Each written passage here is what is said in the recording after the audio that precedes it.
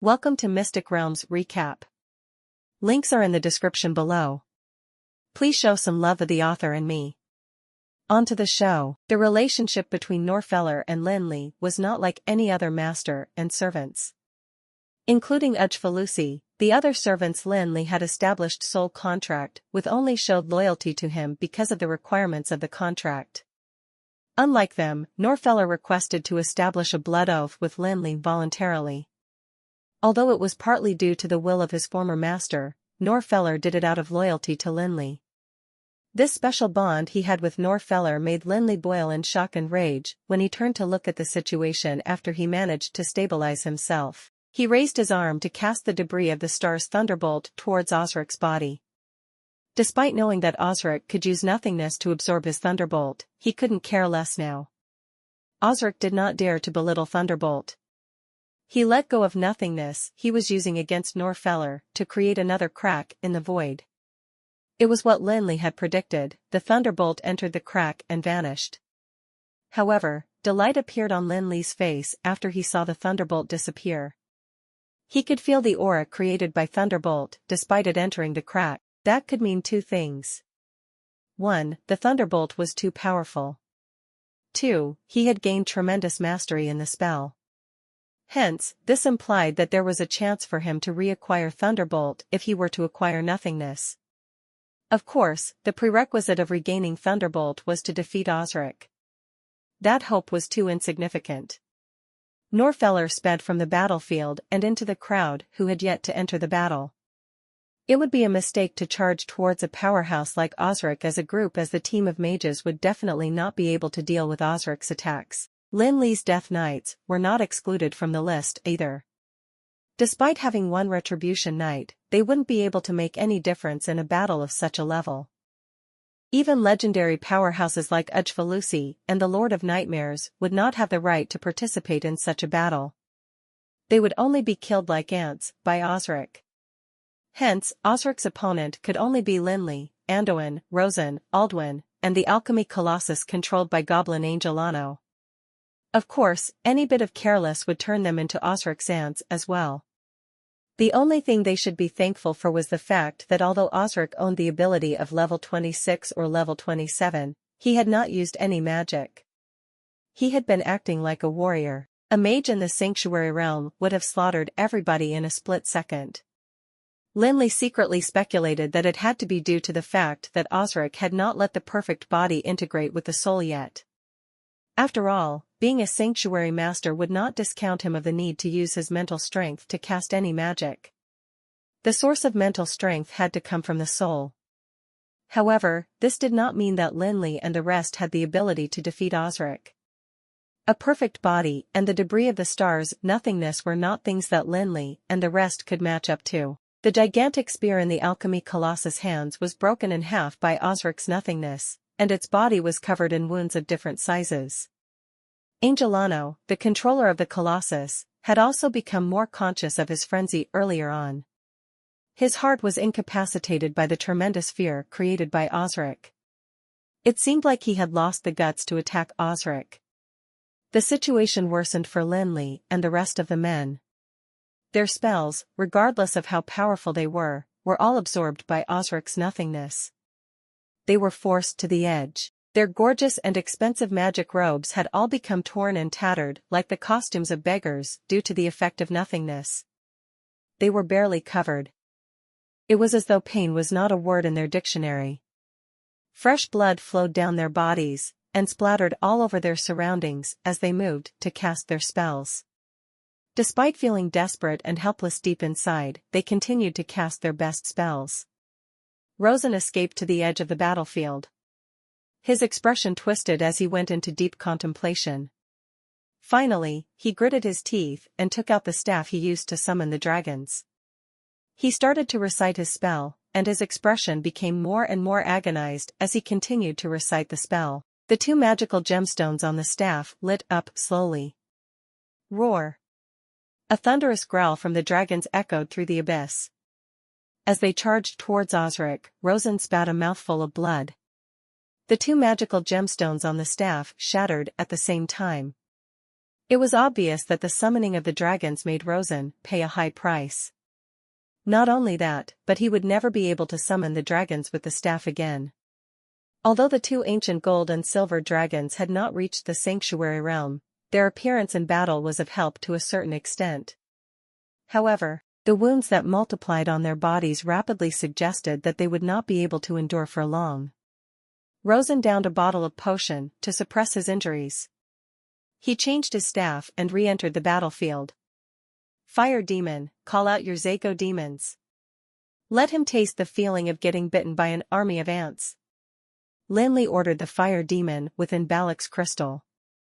Of course, Lin Li was certain that although the group of Zako demons had tremendous combat prowess, these ants wouldn't be able to kill an elephant like Osric. The fire demon king did not dare to hesitate in something that concerned his life. Immediately, a strong magical wave that carried the aura of Balak was emitted. Shortly after, there was the sound that had once incited great fear within the party. The black current that was made up of armies of Zako demons appeared in the sight of the men. It was just like what they had witnessed before, a ferocious tide that was surging at top speed. Groups of Zako lords appeared in the sky like grey clouds. They sent dozens scourged ankylodons towards Osric without hesitation. On the ground, apart from the sickle-black armored demons that made up the bulk of the black current, there were also 100 hell pythons and 6 hill-like mammoth behemoth. No one had expected the Zako demons to have the same level of power despite the earlier battle, although they knew that it was Lin Li who was controlling these demons, and that the man was on the same side as them. They could not help but feel terrified by the scale of Lin Li's attack. Osric laughed coldly when he saw the Zako demons approaching him. If I could defeat them one time, I will be able to defeat them for the second time, he said arrogantly, and gave Lin Li an indifferent gaze. Osric's gaze created anxiety within Lin Li.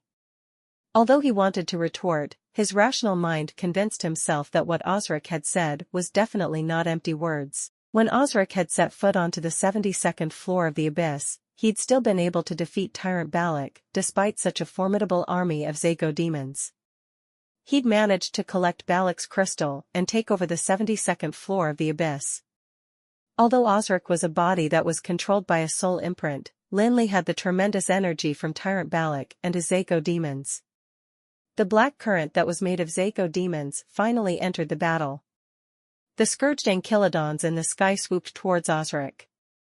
Yet, the group of Zako demons that once created despair for Lin Li and the other men were immediately engulfed by the cracks Osric effortlessly created as he waved his long spear. Regardless of the level the Zako demons were at, they were all vulnerable before Osric. Their firm shells seemed to be made of paper and glue when they were in front of the crack. The position Osric stood at was like an endless black hole that never stopped devouring the Zako demons that approached him. The black current that had once seemed incredibly vast was decreasing at a rate visible to the naked eye. The party finally saw the end of the black current they'd once desired to see, but the sight now created deep despair in them. If even the terrifying Zako demons were powerless before Osric, how would they have the motivation and right to fight with Osric? The gold and silver dragons had fallen. The black current had gradually disappeared. The sky was left with the cloud-like Zako lord, while the scourged ankylodons circling in the sky earlier were nowhere to be found. It did not matter if it were the low-level scourged ankylodons or the hill-like mammoth behemoths. The crack that engulfed the creatures left no traces of remains. Osric was standing at the same spot. He still had his great spear in his hands, and the magical waves around him did not seem like there had been a great battle nearby. To Osric, it was not considered a great battle at all. He was unaffected by the Zako demons that had once induced a deep despair in Lin Li and the others. At this time, Lin Li was not holding on to the Helios scepter anymore. It had been replaced with a delicate crossbow. Lin Li had decided to put all of the 3 pieces of the debris of the stars, holy light, gloomy dark, and rebirth, he had onto the crossbow of reincarnation. The wave of mana on Lin Li's body boiled vigorous with every single piece he placed on the weapon. It brought him extremely close to the sanctuary realm. This is the power of the sanctuary realm, the once helpless men exclaimed in unison. A glimmer of hope flashed in their hearts. Even Rosen did not care to be jealous of Lin Li. He only hoped that Lin Li could get rid of Osric immediately. Although the several legendary mages had been close to exhaustion, they forcefully gathered all of their remaining energy, mental strength, and mana into the fight. They whipped up an even more ferocious attack aimed at Osric to buy time for Lin Li. Finally, Lin Li managed to point the crossbow of reincarnation at Osric. He gritted his teeth as he lined the 3 pieces of the debris of the stars on the heavy crossbow. There was an integration of 3 different glows of light that shot towards Osric majestically. The blinding light created discomfort in all the men, but they tried their best to follow the trajectory of the 3 arrows. They were all hoping that that could give Osric a critical blow. Lin Li had once made use of the power of the 3 pieces of the debris of the stars to defeat Thunderbolt etched on the stars of fury. Now, Lin Li was at the peak of level 23, and he had even seen the vague shadow of the gate to level 24. The crossbow of reincarnation had gathered enough mana from the remains of the stars of fury, and was up to a certain standard. The impact created when the 3 projectiles were released had to be many times more powerful than the previous time. They had the chance to hurt any powerhouse in the sanctuary realm. However, Osric did not have any expression when he saw the 3 arrows coming his way. It was as though the 3 pieces of the debris of the stars was a mere illusion, as if their target wasn't him. He only took action when the 3 arrows got closer to him. He merely raised his spear of nothingness towards the arrows. There was neither a loud noise nor a blinding ray light. Everything ended as though nothing had happened. It was as though the 3 arrows that were shot simultaneously were an illusion. Lin Li's expression turned pallid. No one had better understanding of the power these 3 pieces of the debris of the stars than he. It was supposed to be his trump card. However, it was obvious that such a force was not presentable before Osric. It did not even manage to push Osric a step back. At this moment, even Lin Li himself could not help but feel helpless at his plight. This was the difference. Nothing would be able to bridge a difference when it was wide enough. Any trump card would turn into a joke before such a difference. Osric put away the spear, but he did not attempt to attack the helpless Lin Li. Instead, he appeared before Rosen in the blink of an eye, and he drew a void in front of Rosen's chest. The glow engulfed Rosen's elemental shield and started to draw Rosen towards it. It was fortunate that Rosen was not a noob without any combat experience. His rich experience and speedy response allowed him to cast a gas blast spell to pull himself away from the crack. Although he had managed to avoid the danger, he was not entirely safe either. Fresh blood flowed out from his large wound. His energy was also depleted at the same time. Osric, who was a few steps from him, could use his spear to end his life any time. Rosen knew that he was doomed. It perhaps would be a glorious death if he were to die in the hands of Osric. The thought of this encouraged Rosen to shut his eyes. Although he felt indignant, he could only give up on struggling and await that critical blow that was about to end his life. However, Rosen did not feel that last blow, despite the continuous sounds of explosions of magic. There was a force behind him that dragged him away from the scene. Then, he felt somebody touching his wounds. He opened his eyes and saw 2 mages from the team of mages.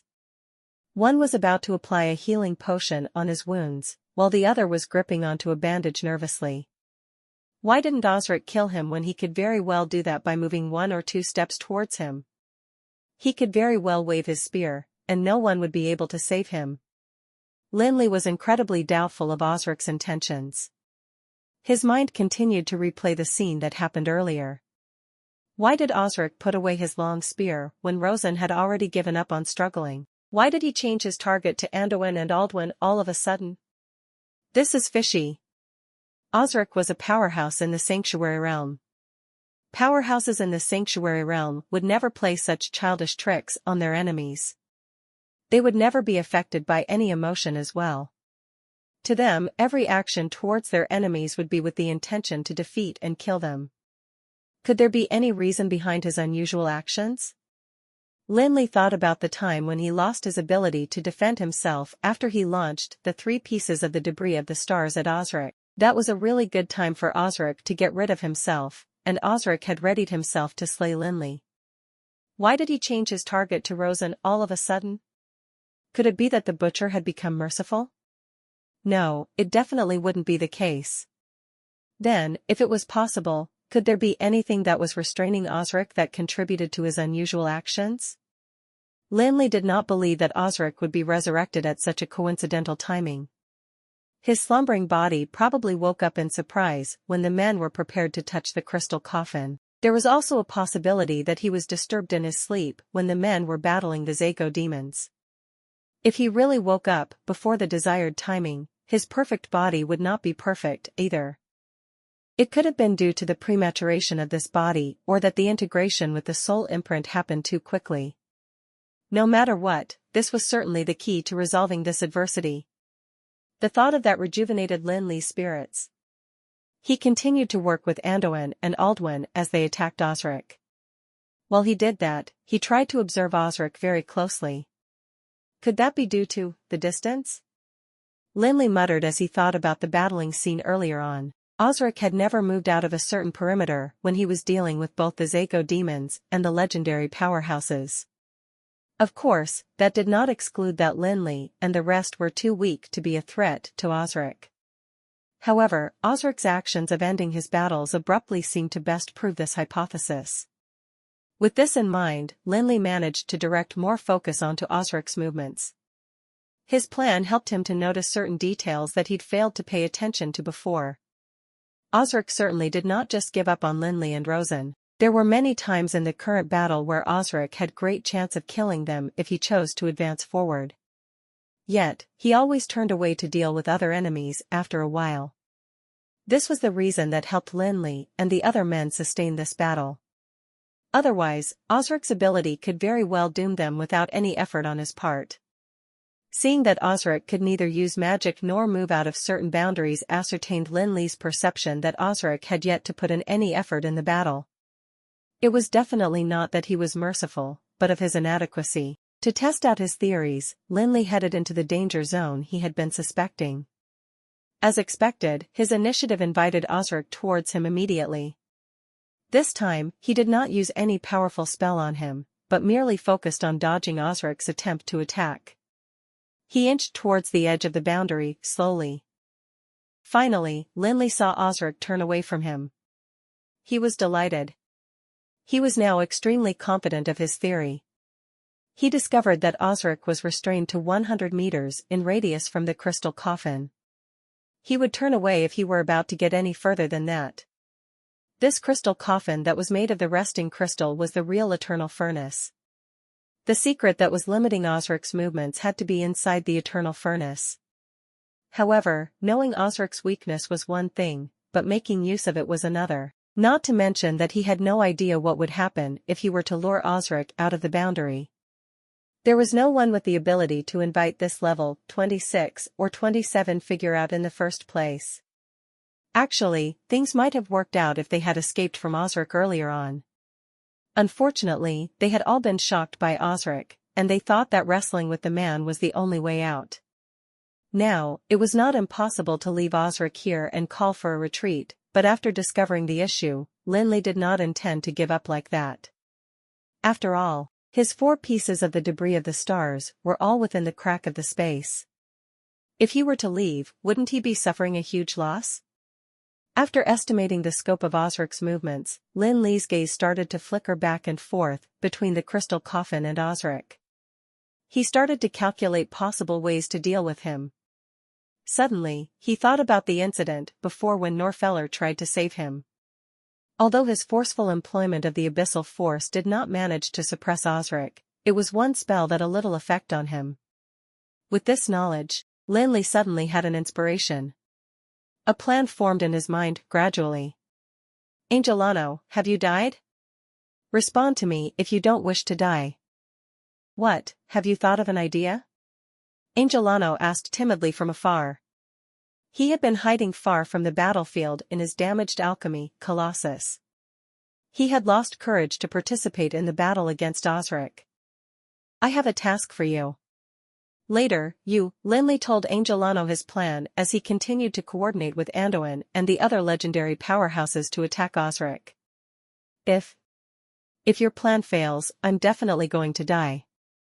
Osric will never let me off. Why don't we take the chance to leave now? The alchemy colossus Angelano was controlling moved 2 steps back. Angelano was incredibly fearful of Osric. Leave? You may be able to escape this time, but when Osric revives entirely, where are you going to escape? I'm sure you know how Osric treated traitors, don't you? At that time, you wouldn't be able to die even if you wanted to, Lin Li chided. Lin Li's threat was extremely effective on the goblin. Although Osric's era had been long over, Angelano was extremely clear of how Lin Li treated the fire demon king the other time. That was an agonizing experience that would make people suffer as they stayed alive. If he were to become like the fire demon king, he would rather die immediately. Finally, the alchemy colossus re-entered the battlefield. However, it didn't go into frenzy and attack Osric like before. Instead, it was like an enormous assassin that strolled around the battlefield. Seeing that the alchemy colossus was getting closer and closer to the spot he'd chosen, Lin Li tried to lure Osric once more. He was doing what he did the previous time. He lured Osric to the edge of the boundary, slowly. This level 23 legendary mage had to be mindful of his actions as he tried to lure the level 26 or 27 sanctuary powerhouse. Not only did he have to be mindful that he should not be escaping too quickly from Osric, he had to be extra careful not to get caught and killed by him. This job sounded easy, but it was indeed a challenge. There were new wounds on Lin Li's body. Although he had managed to avoid fatal attacks, he had been losing blood as well. His decreasing levels of energy had made his movements increasingly stiff and slow. Finally, Osric got lured to the spot as planned by Lin Li. Just when he was about to give up on targeting Lin Li started to recite the demonic runes quickly. Massive force of abyss landed onto Osric instantaneously, and that immense pressure delayed Osric's movement for a split of a second. At this same time, Angelano, who had been strolling about, activated all of the alchemy colossus powers. However, Angelano did not intend to use that force on Osric. He dashed over to the front of the crystal coffin and pushed it in the direction opposite Osric with its immense strength. It moved for a distance of 10 meters in the blink of an eye. The abyssal force had vanished, and Osric was still standing in front of Lin Li. He pointed his spear at Lin Li, and did not do anything else. Lin Li secretly sighed in relief. It seemed that his plan had succeeded. The soul imprint that was controlling this perfect body seemed to have awakened prematurely, and was not fully integrated with the body. That limited the body to moving within the control of the eternal furnace. But now, that perfect body had left the control of the soul imprint, and became an item without an owner. Of course, the crisis had not yet passed. Osric's wits would certainly keep him thinking of ideas to regain control of his body. Lin Li did not dare to delay any longer. He grabbed the chance to scream at Kenoris, "Didn't you want me to create a body for you? What are you waiting for?" The hammer made a crisp shattering sound as if something was broken. What followed was a soul with a faint glow that flew out from the hammer. After he sent a spell to Lin Li through his mental strength, he pounced towards the perfect body that Osric had created without hesitation. Lin Li raised his Helios scepter and started to recite that line that was constructed with 100 demonic runes. The obscure and lengthy spell was ear-piercing in the silence. As he recited the spell, massive abyssal force appeared and went into Osric's body. It helped Kenoris to get rid of Osric's consciousness and snatch control of the body. Time trickled by. That perfect body continued to radiate all sorts of light. It was as though his skin and flesh had turned transparent. At some time, they could see his organs, and at other times, they could see his skeleton. His expression continued to change. At some time, he was frowning in agony, but at other times, he showed a delightful smile. After downing a bottle of potion, Lin Li bent his back and laid his hands on his knees. He panted heavily. He was already weak due to the loss of blood, and the spell that was made up of 100 demonic runes took a greater toll on his body. He was not concerned about Kanoris' condition at all. He had done what he could, and would leave the rest to Kanoris. The crowd could not help but feel petrified when they saw how Osric's body transformed. They saw a soul rushing into Osric's body, and could guess what was happening to that body now. If that soul were to fail, Osric would appear again. If that time were to come, the situation would stay the same, everybody could only be slain by Osric. However, if that soul were to succeed in occupying Osric's body, would that entail safety for everyone? The men could sense how powerful that soul was when it dashed out. Knowing how powerful Osric's body was, they really could not imagine what would happen if a powerful soul were to be integrated with an even more powerful body. They only knew that the integration would create an individual at the peak of the legendary level at least. As they became even more integrated with each other, there would certainly not be a problem for the soul to enter the sanctuary realm. The question was whether the soul would turn out to be a friend or foe. No one knew what to expect in that situation. Anduin, Aldwin, and Macklin had great relationship with Lin Li. They had heard Lin Li talk about him having an ancient soul. Knowing that the Fire Demon King had been integrated into Balak's magical crystal, they knew that the soul that rushed into the body had to belong to that ancient entity. However, they were all aware that it was only common for old spirits that had been sealed for ages to have a distorted personality, and they would be hard to reason with. Although it might have showed obedience to Lin Li when it was sealed up, it would not be easy to control him outside the seal. As a result, Anduin, Aldwin, and Macklin with the team of mages did not think of taking any rest. They readied themselves with spells to protect Lin Li from a possible betrayal. Rosen, who had treated his wounds, was supporting himself with his staff. He glanced at Lin Li from the distance smilingly, and anticipated his doom. Although they had worked together in the battle earlier on, that did not seem to affect his disdain of Lin Li. He was really delighted to see Lin Li digging his own grave. Greed is the biggest sin. To Rosen, the best way to deal with Osric's body when it first had that glitch was to use a thunderbolt to destroy it. To him, Lin Li was a young and presumptuous fool who actually wanted to use a sealed soul to snatch Osric's body. He thought that Lin Li did it out of greed to possess a powerful follower. However, subduing a powerful follower would depend on the ability of the master. While Rosen was absolutely positive that the integration of the soul and body would create an impregnable being, he felt that it would definitely not be advantageous for that young mage. How would a powerhouse in the sanctuary realm submit to the orders of another? Even if he had the same ability as his supposed master, Rosen was certain that any loyalty was out of the question. Hence, to Rosen, Lin Li was indeed digging his own grave. At the same time, Osric's body and expression started to calm down.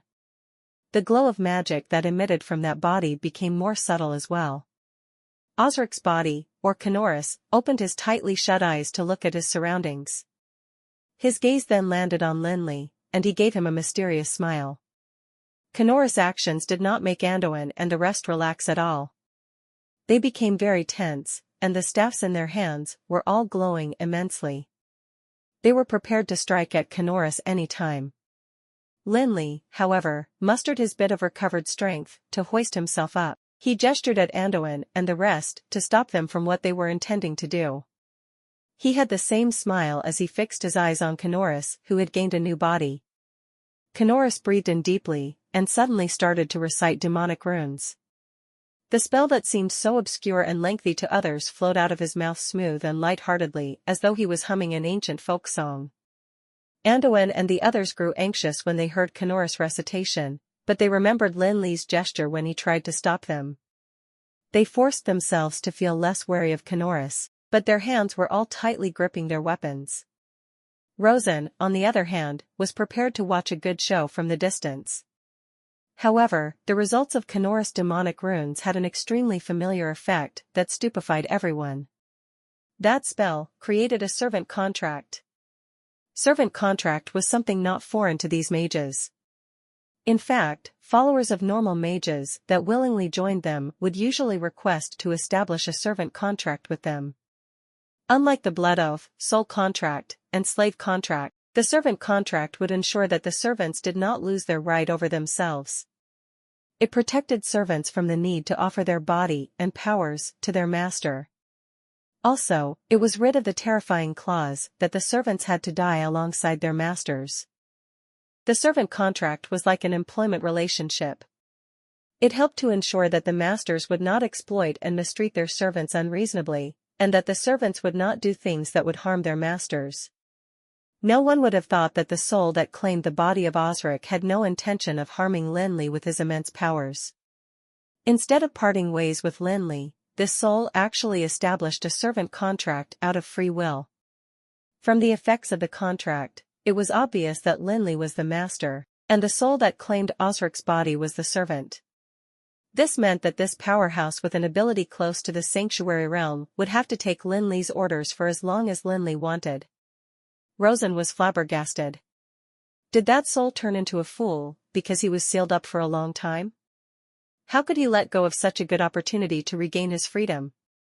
How could he volunteer to be the servant of that arrogant Felix? Anduin and the rest of the men felt immense relief. Their gazes fixed on Lin Li were filled with joy and surprise. It was not simply joy that the crisis had been averted, but more of a pride that seniors felt after witnessing the growth of their junior. After establishing the servant contract, Lin Li sized Kanora's new body up. He took out a magic robe from his ring and casually threw it onto Kanora's. "What were you doing? We had met each other for such a long time. Do you think I wouldn't trust you?" Lin Li said indifferently. Kanora's received the magic robe and wrapped his perfect and beautiful naked body up. He glanced at Lin Li from the side of his eye, and indignantly said, "Do not think that the almighty soul trader is a moron. How would I not know your personality? If I had not signed that servant contract willingly, I bet you wouldn't have been able to fall asleep. Or perhaps you had already left traps on this body. What an impressive body this is. Is this why Osric decided that this shall be the body of the immortal?" Kanora's thought as he inspected his new body. Although he did not find anything unusual with his new body, he managed to ascertain one thing. Having known Lin Li for such a long time, he naturally knew that Lin Li's abilities were not the strongest. However, this fellow's methods against his enemies were out of the world. To quote the Fire Demon King, this human had to be the true demon in the eyes of demons. After all, Kanora's was an ancient deity who was in charge of conspiracy and deception. Although his abilities were not as formidable as before, he was definitely not one who would settle his problems with a fist. Those who often plotted against others would naturally be afraid of being plotted against. Kanora's would never be so presumptuous as to think that someone would selflessly spare a thought for others. Those who seemed to be considerate would have to be guarded against carefully. Interests were the only thing that could be trusted, and a relationship built on interests was the most fair and reliable. Although Kanora's did not understand Lin Li thoroughly after interacting with him during this period of time, he found Lin Li's personality to be similar to his. Lin Li was also similar to him before he got put in a situation where he felt threatened. For the sake of obtaining a truly immortal body, Osric made himself gain incredible power, but that was just one aspect. The greater advantage lay in the infinite potential possessed by his godly body. Given Lin Li's character, how could he let such a powerful force be out of his control? Kanora's knew very well that even if Lin Li wasn't worried about it being disadvantageous to him, he wouldn't give up gaining enough benefits from this body. Hence, Kanora's dared not take the risk at all. As soon as he fused into this body, he immediately took the initiative to sign the contract. Although he would lose some of his freedom, it was the safest option for him. Otherwise, if Lin Li were to be forced into a corner, there would be damage done to both parties, and he would definitely be in a terrible plight. "Haha, you're reading too much into things." Upon hearing Kanora's words, Lin Li blushed a little, which was rare of him. He turned his head to look around and immediately changed the subject. "Let's not talk about those things for now. Hurry and help me release my things. If we drag on any longer, we won't be able to find it." Lin Li didn't admit or deny it. Instead, he simply made Kanora's release his 4 pieces of the debris of the stars and managed to switch the topic vaguely. Of course, he was indeed eager to get his debris of the stars back. Although he could still feel their aura, he had no idea when a nether storm would occur, and the loss of any piece of the debris of the stars would be a huge heartache for him. Anduin and the rest were listening to the conversation between Lin Li and Kanoris, and none of them felt that Lin Li was doing something wrong. There was nothing wrong with a better safe than sorry attitude, and that only showed that Lin Li was being careful. However, Rosen secretly found Lin Li to be scheming, and began to feel even more fearful of him. Kanoris waved the void spear that he had been holding tightly in his hand, and created a space crack before Lin Li's body based on his memory. Although the power was not as great as when Osric used it previously, it was enough for the debris of the stars to pass through. Under Lin Li's summoning, the 4 pieces of the debris of the stars that had been caught in the chaos of time and space flew out of the crack in space. Lin Li finally felt relieved after recovering the 4 pieces of the debris of the stars. He then reached out to Kanoris. Kanoris stared at the void spear in his hand. Although he was quite reluctant to give it away after seeing how powerful it was when Osric used it, he knew that Lin Li had to get his hands on that item, hence, he had no choice but to obediently hand it over to Lin Li. Watching Lin Li take the weapon from Osric's body, Rosen felt extremely indignant, but he dared not say anything to target Lin Li at this moment. Not to mention, he was now seriously injured, and he probably wouldn't be able to get the soul in Osric's body even during his heyday, and would just end up humiliating himself. However, the crystal coffin was the Supreme Council's goal this time, and he definitely couldn't let Lin Li take it. Rosen tried his best to move his body upwards, after which he quickly walked to the front of the crystal coffin. He turned behind, and proudly said to Lin Li, "The Supreme Council has ordered me to bring this crystal coffin back. No one is allowed to look at, inspect, or steal the items inside it." However, Lin Li simply shrugged his shoulders, turned his head, and said to Anduin and the rest, "This concludes this expedition. Let's find our way back." He then turned around and brought Anduin and the rest away, seemingly completely uninterested in the crystal coffin and its contents. He then left Rosen and the crystal coffin alone. "Felix, how do we go back? We can't possibly kill our way through all 72 layers of the abyss," Macklin said as he looked around the abyss. The fierce battle had already ruined everything, and there seemed to be no way out at all. "We'll go back where we came from. There should be gates of the abyss there. As long as it is reopened, we can go back to the minaret," Lin Li explained without feeling worried at all. Soon, at the place where everyone first appeared in this abyss, Lin Li found the alchemy array of the gates of the abyss and reactivated it. With Lin Li's current abilities, it was effortless for him. Not to mention, he still had the alchemy guru Angelano by his side. Even the reconstruction of the gates of the abyss would not be an issue. After passing through the gates of the abyss, they really returned to the minaret, and all they had to do next was to make their way back. They left the minaret, passed through the palace, and returned to the endless cemetery through a long passageway, all the way until they reached the wall that was equipped with magical crystal cannons. Although most of the magical crystal cannons had been destroyed, there were still some intact ones further in. Lin Li did not stand on ceremony, and immediately got Angelano to control the alchemy colossus to dismantle and remove 10 odd magical crystal cannons, which he then placed in his ring of endless storm. The team then headed to the field outside, where the huge black vortex rotated continuously in the sky above. Lin Li ignored the elemental Wyrm Xiao Hua, and immediately placed the remaining 12 Death Knights inside Dream Garden. He then flew towards the black vortex together with Anduin and the rest. Angelano first took some parts out of the alchemy colossus, and quickly pieced them together to form a flying alchemy machine. He then murmured some words, and a large 6-pointed star array slowly opened up at the feet of the alchemy colossus. The luminescence of the 6-pointed star array became more and more intense until it overwhelmed and engulfed the entire alchemy colossus. When the 6-pointed star array disappeared, the hill-like Titan-level alchemy colossus also vanished. Although Angelano did not have the ability to use magic, since he was a goblin, he was a strong alchemist guru who could use the alchemy array to create a space for storing his Titan-level alchemy colossus. Once I keep it in my space, it would be hard for him to take it from me again, Angelano muttered as he jumped onto the flying alchemy machine while watching Lin Li and the rest who were gradually approaching the black vortex in the sky. Of course, he had no idea if he would be able to survive the torturous treatment inflicted on him by the demon Lin Li. At the thought of this, he suddenly felt incredibly dejected. He secretly decided to run as far away from Lin Li as he could. After passing through the huge black vortex, everyone finally returned to the ground in the familiar Shadow Glen. The three undead lords who'd opened the immortal door had already gone missing, while the sky tower of the Supreme Council was continuously emitting mana waves in the sky. However, as everyone appeared, the mana continuously became more restrained. Master Felix, if there's nothing wrong, may I leave? Angelano asked while maneuvering the small makeshift alchemy aircraft and staring at Lin Li with anxiety. He just wanted Lin Li to agree so that he could flee as quick as possible. Leave? Lin Li asked again, causing Angelano's face to turn pale immediately.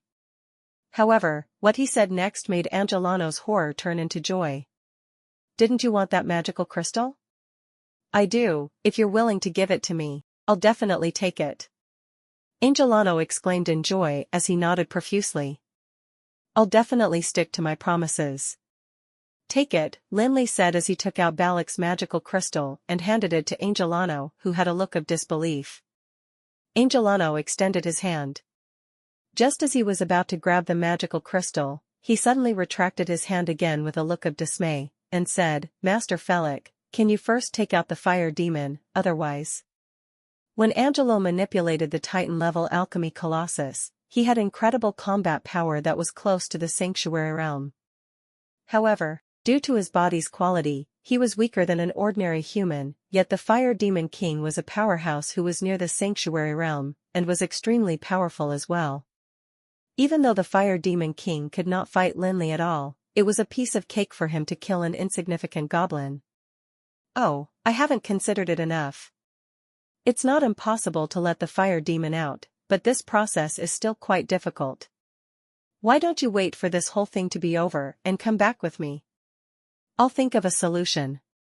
Don't worry, I'll definitely fulfill what I promised. I'll give you the magical crystal even if it's difficult, Lin Li said with a look of dismay as if he were facing a tough issue that was harder than the battle with Osric. Angelano looked extremely conflicted, and was stuck in a huge dilemma. When he finally saw the magical crystal in Lin Li's hands, he swallowed his saliva, and said in a shaky voice, Okay, fine, you definitely won't lie to me. I know. Okay, go with me to meet the arbitrator of the Supreme Council. After we're done with everything here, I'll bring you home. Lin Li then turned to follow Anduin and the rest to the Sky Castle. However, the look of dismay on his face vanished, and was replaced with a smug smile. Angelano was a true blue alchemy guru. Lin Li admitted that there was no way he could compare to this goblin in terms of alchemy. Moreover, the knowledge of alchemy in his head was complete and faultless, because he had learned it from the goblins of that era. According to the current division of levels, Angelano would probably be considered a divine smith. The knowledge of alchemy arrays, alchemy puppets, and Osric's mysterious alchemy research was all in Angelano's head. As long as Angelano was duped into going to the Tower of Dusk, Lin Li would get to know everything there was to know about alchemy. Besides, Angelano was extremely old, and had experienced almost the entire Dark Age. Hence, he definitely knew a lot of the secrets of the Dark Age and the location of some mysterious treasures. That would be immeasurable wealth for Lin Li. How could Lin Li possibly let go of such a rare master of alchemy who had incredible abilities in creating the alchemy colossus?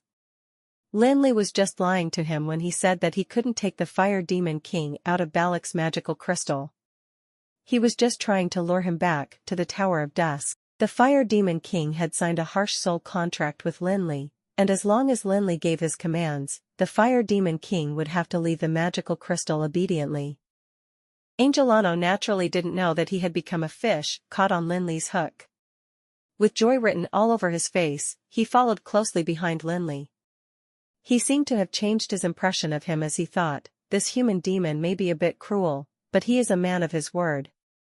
We haven't even signed a contract, yet he's already promised to give me such a precious magical crystal, Hearing Lin Li's words, Anduin and the rest tried their best not to burst into laughter while feeling sympathetic towards the goblin angel Ano. Everyone entered the sky tower to see that the arbitrator Megard was waiting quietly in the hall with a faint smile on his face. He even looked at Lin Li with a tinge of admiration, making Rosen feel incredibly jealous. After they took their respective seats, Rosen, the leader of the operation, told the arbitrator Megard about everything that they had encountered in the mausoleum. Out of fear for Lin Li, Anduin, and Aldwin, he dared not add fuel to the fire or talk bad about Lin Li. Instead, he described everything without emotion, and finally handed the damaged summoning staff to Megard.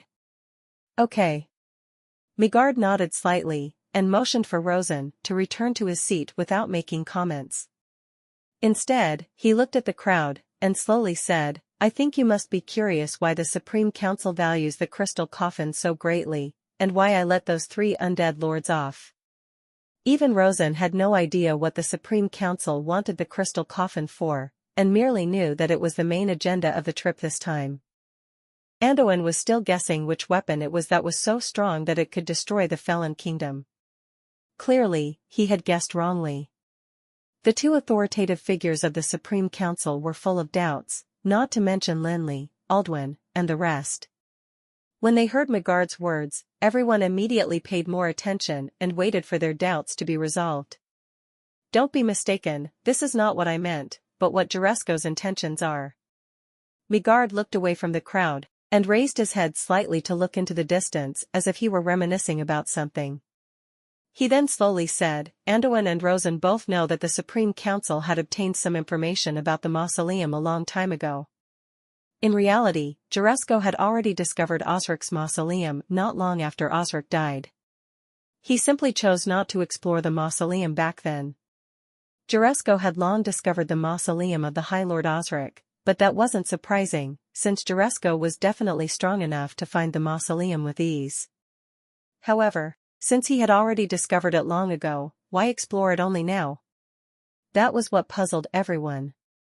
Given Juresko's power then, they felt that it would have been impossible for him to be hindered by the magic traps and tomb keepers.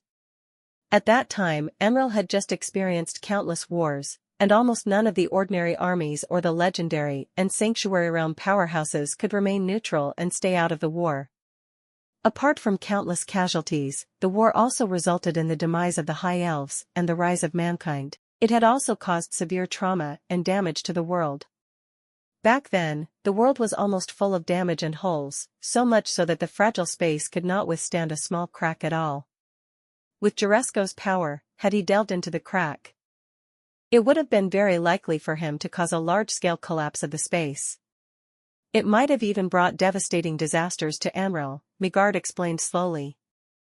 It was as if his voice could travel through time and space, bringing everyone back to that magnificent era. Although everyone could not fully imagine what the world of Amril was like during the catastrophic period in the Dark Age, they could tell from Megard's description that the events described in the historical literature were far less cruel than what had actually happened. Everyone had peculiar expressions on their faces. Of course, they were also very clear that with their current strength, they probably wouldn't be able to achieve remarkable feats during that era. Lin Li was the only one who had no expression on his face, because he had already watched the historical changes of Amril from the prehistoric times to the Dark Age, through the endless labyrinth in the Sky Castle. He had seen everything from the devastating war between the ancient Wyrms and the Titans to the rise of the High Elves dynasty during the end of the Dark Age, and lastly their fall and destruction. Megard finally looked away and kept his eyes fixed on the calm Lin Li for a brief moment before continuing. Apart from worrying that it will cause the space to collapse, it was also because Juresko didn't take Osric's mausoleum seriously. Hence, after discovering the location of the mausoleum, he subdued the 3 undead lords in the Shadowglen and made an agreement with them to let them guard the entrance of the mausoleum. The 3 of them are the only ones who can open the immortal door. Everyone suddenly felt enlightened, and they realized why the 3 undead lords had brought up the agreement with Juresko when they couldn't defeat Megard. Megard could have killed them easily, but he still let them go. It turned out that Juresko had deliberately left them there to guard the mausoleum. Although Osric's legacy was nothing to Juresko, it's still a huge treasure for the Supreme Council. That's why the Supreme Council decided on this operation after so many years of research. You guys did live up the Supreme Council's trust in you too. On behalf of the Supreme Council, I thank you for your efforts. Migard sounded extremely sincere, and did not patronize them just because of his status. Despite hearing Migard's words of gratitude, everyone felt touched, and it was as if all of the hardships that they had been through in the mausoleum were insignificant now. Appearing rather excited, Andoin and the rest stood up in unison, and said, "This is our duty." Migard waved his hands and gestured for everyone to sit down, after which he said, "I believe you guys must be keen on knowing what the treasure that you guys have risked your lives for is." Migard finally mentioned the treasure, which was indeed what everyone was the most concerned about. Although the treasure belonged to the Supreme Council, everyone still wanted to know what it was that they had fought hard for, and whether it was worth all the effort and risks they had undertaken. The so-called treasure had different definitions for those on different levels.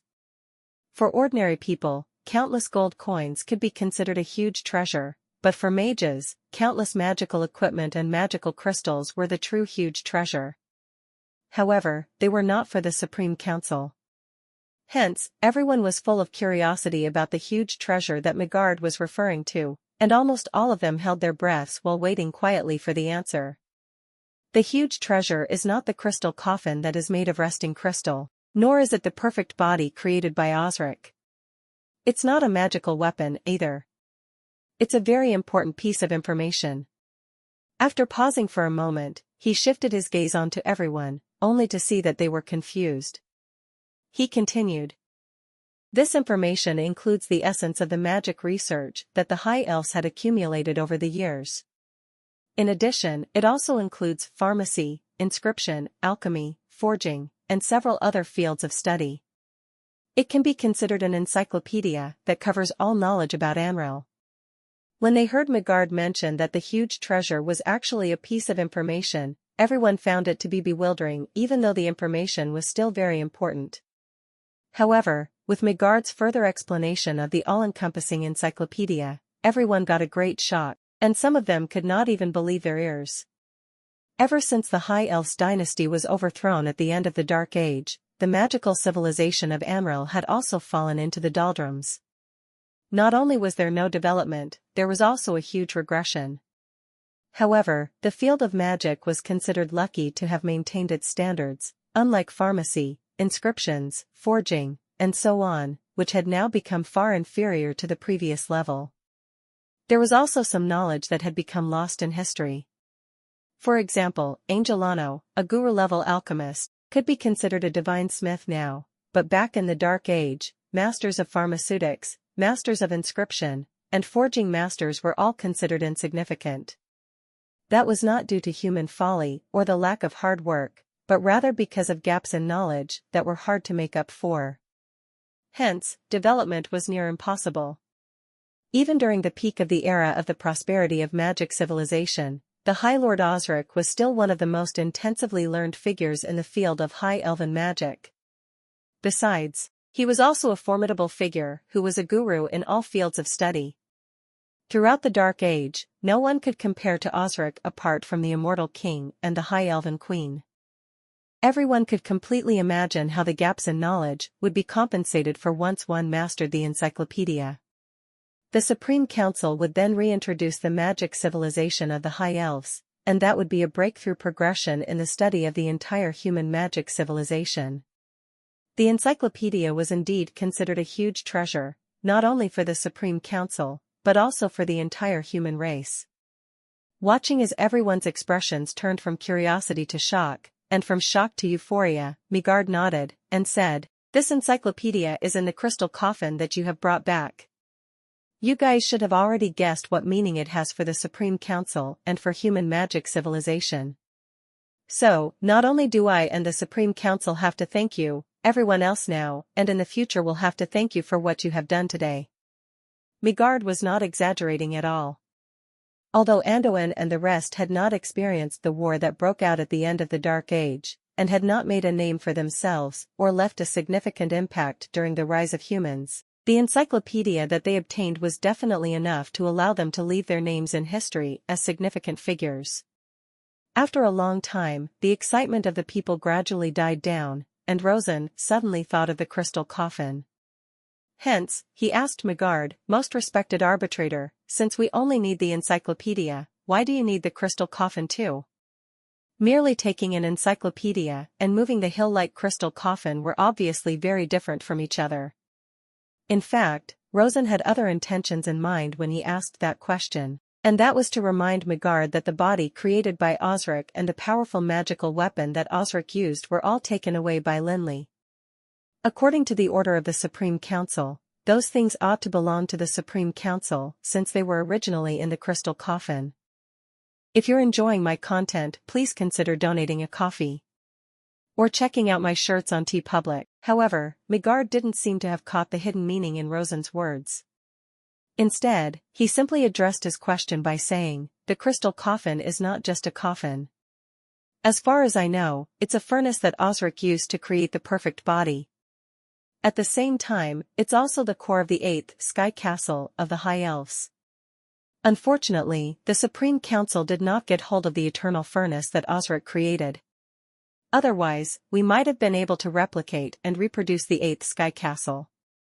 Megard then looked at Lin Li instead of Rosen, who asked the question. Seeing that Megard had simply answered his question, Rosen knew that he didn't want to pursue the matter about Lin Li taking the items away. Hence, he returned to his seat miserably. "Okay, now that you have no doubts, I'll be announcing the respective rewards that each of you will be receiving on behalf of the Supreme Council." Megard looked around at everyone, and slowly said, "Anduin, Rosen, both of you successfully completed the task entrusted to you by the Supreme Council, and you will be granted the rights to study the High Elves print. Aldwin and Macklin, you two and the Alana Guild of Magic have made a great sacrifice for the Supreme Council. The Supreme Council will reward you with a batch of magical equipment and materials. As for Felix." Speaking of what Lin Li would be receiving, Megard paused for a while. However, the slight pause made everyone's expressions turn peculiar. Anduin and Aldwin thought that Megard would forbid Lin Li from receiving any rewards because he had already taken away the perfect body created by Osric and the magical weapon. Hence, they all looked rather worried because they thought that Lin Li was about to be sanctioned. Rosen thought just about the same as others, but he seemed to be gloating instead. He thought, "I thought Megard didn't hold it against him, but seems like he's settling scores with him now." However, what Megard said next made everyone's expression change drastically. After a short pause, he continued, "Felix, you played a vital role in this mission. What do you want?" He actually asked Lin Li what he wanted. Anduin and Aldwin were instantly surprised, while Rosen, who was initially gloating, was full of disbelief at this moment. Such a reward was absolutely unprecedented, and it was actually offered by the arbitrator himself. Even if Lin Li were to ask to go to the treasure vault to pick out an item or ask to become an authoritative figure in the Supreme Council, it wouldn't be impossible for Megard to agree. However, the treasure vault of the Supreme Council wasn't that attractive to Lin Li, and he was much less interested in becoming an authoritative figure. Although Megard had allowed him to pick his reward without restrictions, he couldn't really ask for anything he wanted. Lin Li touched his chin and looked up at Megard. "Respected arbitrator, since the Supreme Council has no use for the crystal coffin, please give it to me." Although the Supreme Council did not have the eternal furnace, Lin Li did, and he just lacked the crystal coffin which could be used as the core. Since Megard had let him choose, how could he give up the chance to pick something that would be the most useful for him and choose something useless instead? However, Lin Li had also put some thought into how he worded his request. If the crystal coffin was useless to the Supreme Council, wouldn't the arbitrator of the Supreme Council be compelled into giving Lin Li more than just something he didn't need? Megard smiled a little, clearly having seen through Lin Li's intentions. However, he didn't expose Lin Li, and simply nodded before saying, "Yes, in addition to the crystal coffin, I'll give you another item. It's your chance to take your pick and tell me what your request is." Megard's words made everyone else freeze immediately because of their astonishment. They even doubted if Lin Li was related to Megard by blood because it was simply too exaggerated. The crystal coffin was the furnace that Osric used to create the perfect body. How could it be useless for the Supreme Council?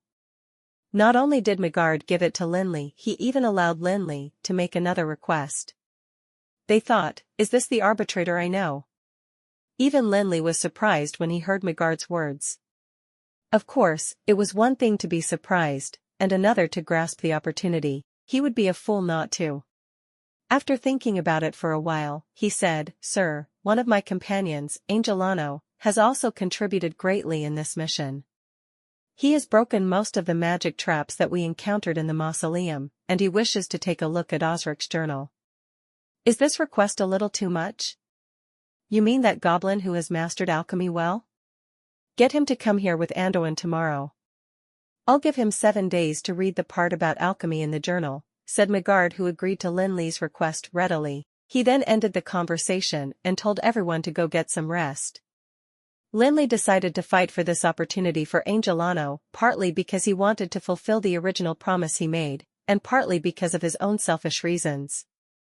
Anyway, he had already successfully made Angelano promise to go back with him to the Tower of Dusk, and Angelano would definitely have to create alchemy puppets for the Tower of Dusk in the future. Hence, it would be a great benefit for Lin Li if Angelano could use this chance to improve his alchemy skills. As for why Lin Li did not take the opportunity to request a chance to read Osric's journal himself, it was because he still had the Book of Eternity left behind by Juresco. The knowledge about magic contained in that book was not inferior to that of Osric's journal. In other areas like pharmacy and inscription, Lin Li had already reached the guru level, so he didn't need it urgently. When he went out to see Angelano, Lin Li told him everything that happened, and the goblin Angelano was immediately touched. From his point of view, Lin Li had given up his chance to get a better reward for an opportunity for Angelano to read Osric's journal. In the tens of thousands of years that he had lived, he had never met such a good person. At the same time, Angelano also had more faith in Lin Li's credibility, and he believed that Lin Li definitely wouldn't go back on his words. Angelano was given the opportunity to read Osric's journal, and although it was only for a short period of 7 days, it was enough for him to benefit greatly given his level of attainments in alchemy. While Anduin took Angelano to the Sky Tower to read the notes, Aldwin was busy rebuilding the Alana Guild of Magic. Macklin advanced to the legendary realm when he was in the mausoleum, and was rather busy as well. Even Canoris was busy fusing his soul with his new body. After all, the higher the rate of fusion, the stronger he would become. Everyone who left the mausoleum was busy with their own things, but Lin Li became a slacker. As for Uchfalusi and Norfeller, who had recovered from their injuries, they set off early to return to the Tower of Dusk after leaving the mausoleum. Although there were very few forces that dared to go against the Tower of Dusk because of how ruthless Lin Li was and how powerful the Tower of Dusk had become, Lin Li still could not feel at ease if there were no legendary powerhouses to take charge for a long time. However, Lin Li didn't get to stay idle for a long time. The news of their return from the mausoleum was not a secret. Since the others were all too busy with their own matters, the only idle person would become the focus of attention. After all, Alana was where the king of the Felon Kingdom lived, and although it was not as vast as the Breezy Plains, there were plenty of forces there, no less than in the Breezy Plains. Lin Li had only taken a day off and rested in the Alana Guild of Magic before being bombarded by various invitations. Darian, who specialized in receptions, was sick of receiving invitations, and became used to seeing the prominent names on the invitations. Perhaps in the near future, he would feel honored about having personally received the young mage Lin Li. In fact, the other mages in the Guild of Magic were all looking at him with envy in their eyes already. If it had been in the past, Lin Li would have definitely taken this opportunity to discuss business deals with the forces for the sake of the development of the Tower of Dusk, even if he hated entertaining others. However, the development of the Tower of Dusk in the Breezy Plains was already in full swing, and the representatives from almost all the forces had taken the initiative to request to cooperate with Lin Li for business. As the owner of the Tower of Dusk, Lin Li naturally didn't need to worry about those matters, and he immediately turned plenty of those people down for the sake of having some peace. However, there were some invitations that Lin Li couldn't turn down, such as the ones from Balba, the president of the Pharmacist Guild, Isekaied, the president of the Adventurers Guild, and the Felon royal family.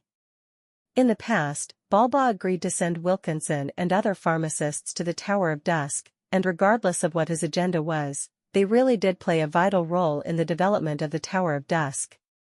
Hence, Lin Li would never turn Balba down. On the other hand, Lin Li had a good impression of Isekaied, who allowed him to forcibly take away the legendary salamander's magical crystal after giving him the potion. As for the invitation from the Felon Kingdom, it would be considered a great honor for ordinary people, but for the powerful legendary mages, it would be nothing. Lin Li initially wanted to run them down, but the thing mentioned in the invitation made him change his mind. After a frustrating dance, Lin Li ignored the sultry gazes of numerous ladies and followed Prince Arthur of the Felon Kingdom to a reception lounge that was much quieter. At the command of Prince Arthur, 2 waiters guarded the front door of the reception lounge to stop others from entering and disturbing them. When Prince Arthur revealed the content of the deal and Lin Li saw the item on the table, the latter found it a little unbelievable, even though he had already read it on the invitation card. The dragon crystals of the ice and fire twin dragons, are you sure you want to trade this? Lin Li had never expected there to be such a treasure hidden in the treasure vault of the Felon royal family. Although dragons liked mating with different creatures, they had low fertility. The double death dragons that Lin Li had encountered in the Haiga mountain range were extremely rare, especially since they had different attributes. Although the ice and fire dragons were WYRMS, they were considered the dragon version of Romeo and Juliet.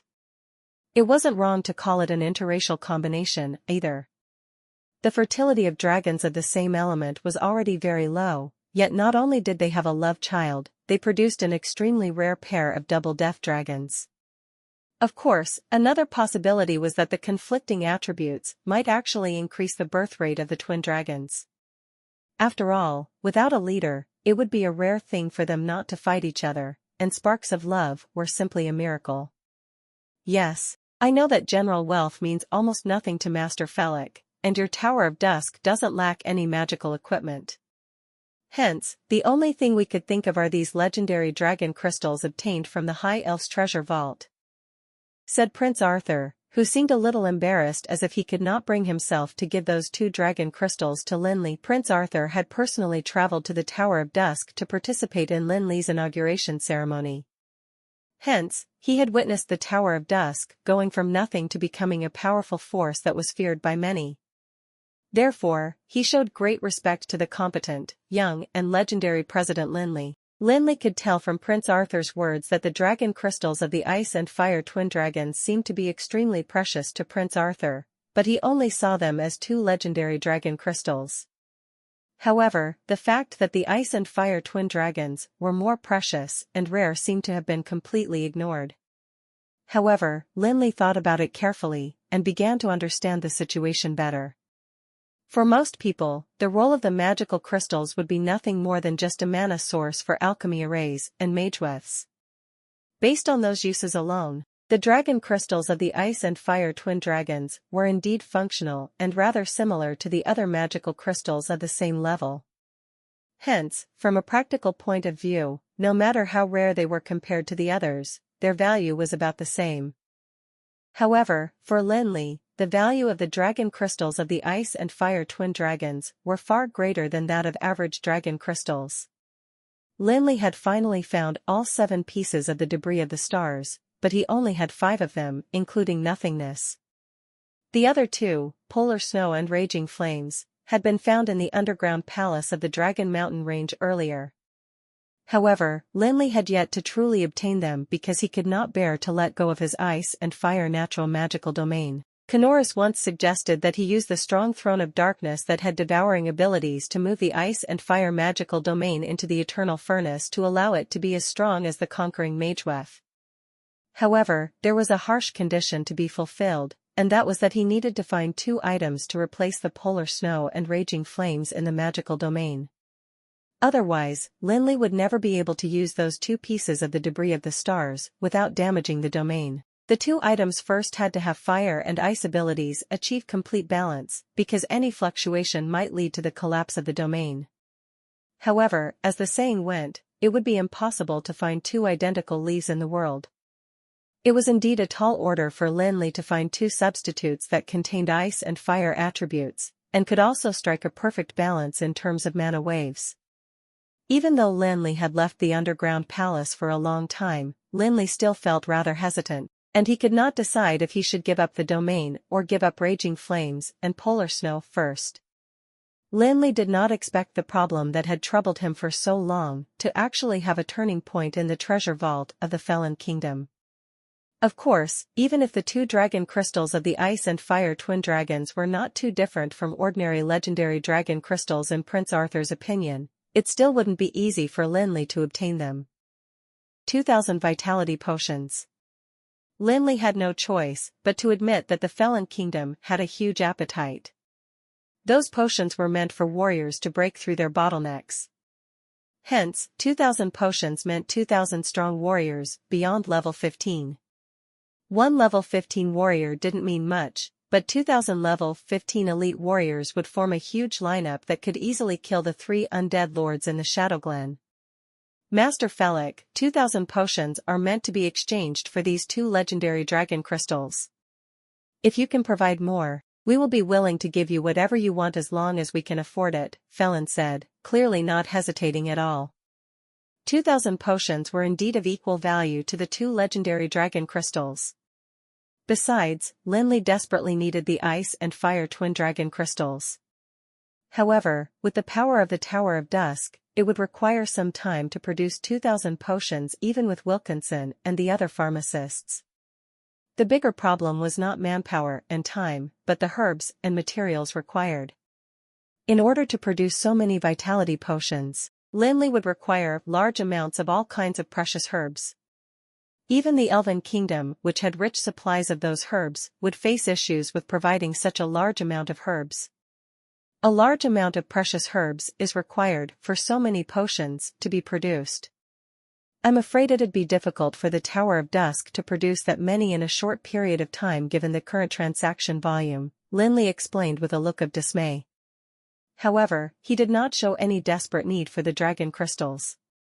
It was not that he was deliberately doing so, but because that was a matter of fact. If the Felon Kingdom didn't need the potions urgently, he should be able to produce them within 2 or 3 years. However, in this transaction, the Felon Kingdom seemed to be determined to get what they wanted. After hearing Lin Li's words, Prince Arthur seemed to have thought about it for a long time. Smiling confidently, he said, "Feel free to name the herbs that you need. We should be able to provide some herbs." Since Prince Arthur had said so, there was no reason for Lin Li to turn him down further. Hence, he grabbed a pen and a piece of paper, and wrote down all the herbs required for the potion. This time, he didn't include the herbs that he wanted for himself. The potion wasn't very high level, and although the herbs required were previous, they were not considered treasures, and with the current capability of the Tower of Dusk, they really didn't need to take advantage of this deal. After the 2 parties had reached an agreement, Prince Arthur happily invited Lin Li to participate in the ball outside, saying that he would introduce Lin Li to some wealthy ladies and heiresses.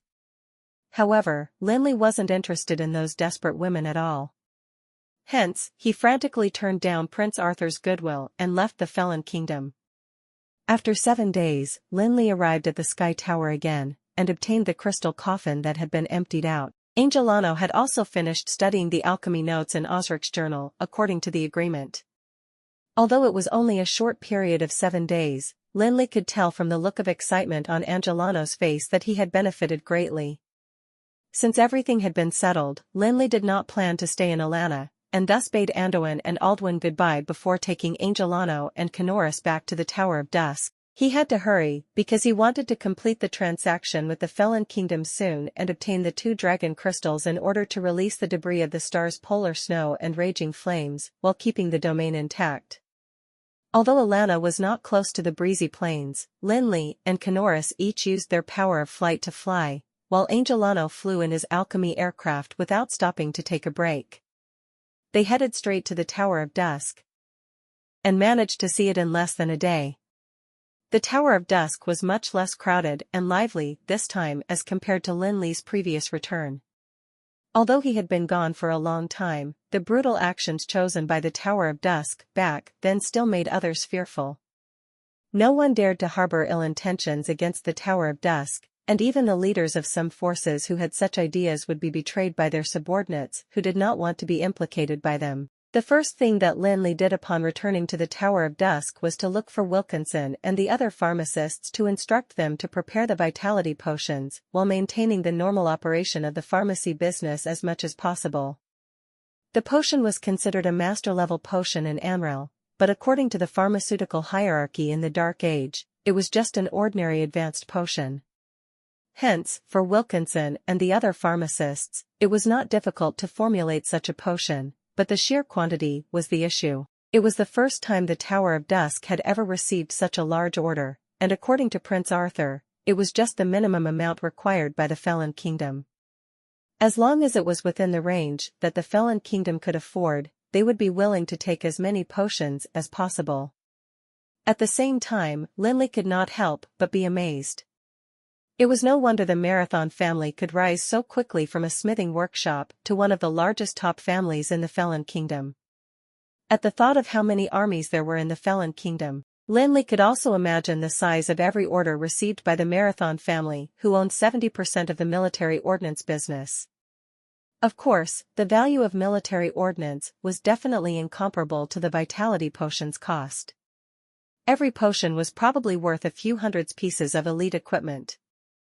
After arranging for Wilkinson and the others to start preparing the potions, Lin Li also instructed his subordinates to place a large order for herbs with various herb suppliers like Seven Leaf Grass, the Time Consignment Store, the Manhwa family, the City of Late Winter, and the Elven Kingdom.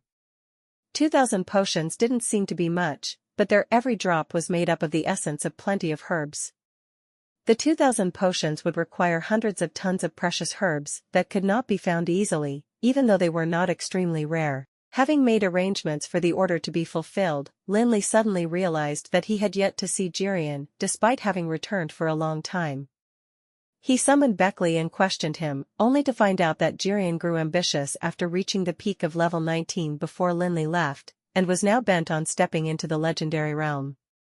Hence, after he went to Alana, he started secluding himself, and claimed that he wouldn't stop unless he reached the legendary level.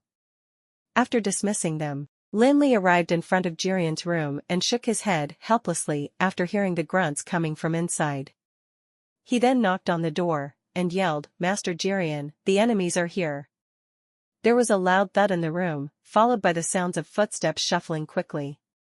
The door of the room was then pulled open, and Jirian appeared with his magic staff in hand. Staring at Lin Li with his eyes glassed over, he yelled, "Enemy? Where? Damn it, which bastard is courting death? How dare he disturb me from sleeping?" Lin Li touched his nose in embarrassment, and said in dejection, "I've just returned. Is this how you're going to welcome me? Felik, if the enemies were to be able to fight their way in, those rascals out there would have learned magic for nothing." Jirian rubbed his eyes and looked at Lin Li before dragging him inside. "Hurry and tell me what happened in Osric's mausoleum." Lin Li could tell at a glance that the magical wave coming from Jirian's body was similar to when he'd left. Determination alone was not enough for one to reach the legendary realm. However, he was tactful enough not to bring up that matter. After entering the room with Jirian, he began to talk about the experiences he had in Osric's mausoleum. After telling Jirian the story for the night, Lin Li began thinking about other things again.